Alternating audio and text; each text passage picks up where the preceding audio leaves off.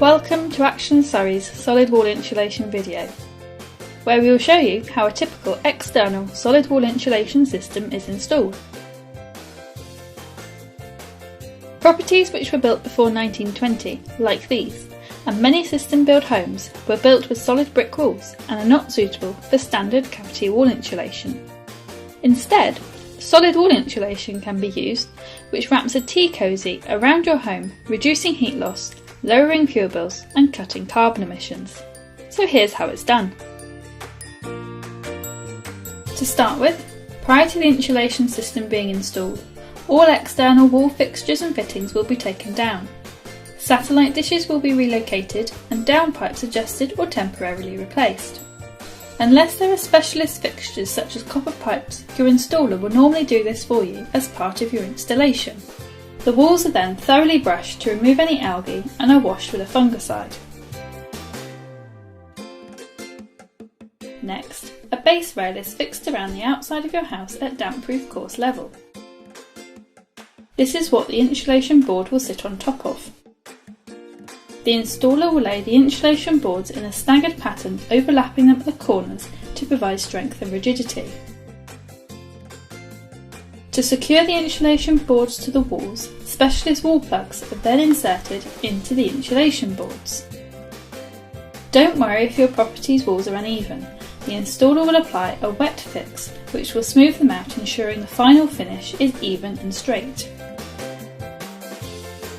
Careful attention will also be taken when fitting the insulation around windows, with extensions being added if required to ensure the property's original features are not lost.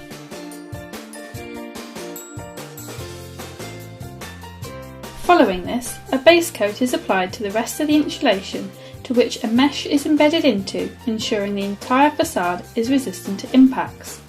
Additional mesh is then also installed in diagonal patches at all corners of openings to reduce stress, giving a completely robust system. Once dry, a second coat of adhesive is applied.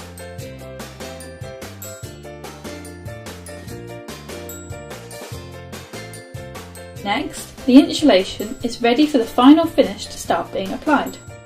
Typically, this will be a silicone render which is available in a wide variety of colours and textures which you can choose from.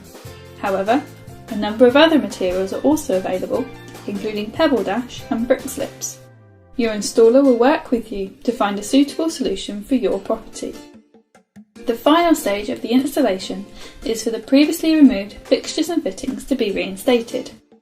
Your warmer and more energy efficient property is now ready for you to enjoy for many years to come. With the help of Action Surrey, many homeowners are already benefiting from having installed solid wall insulation. Here are some examples.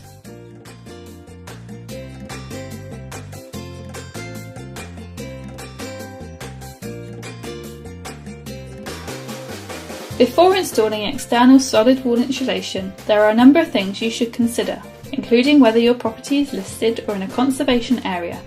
If it is, planning permission will be required. It is always recommended to check with your local authority to see if you need planning permission before installing solid wall insulation. While this video has discussed external solid wall insulation, there is also the option of internal solid wall insulation, which, if your property has historical features which you wish to retain, could be a better option for you. Further details of internal solid wall insulation can be found on the Action Surrey website. Action Surrey manages a network of local and trusted solid wall insulation installers who will be able to guide you through each stage of the process, ensuring the best solution is found for you and your home. To find out more, contact Action Surrey today to speak to one of our energy advisors on 0800 783 2503 or email info@actionsurrey.org.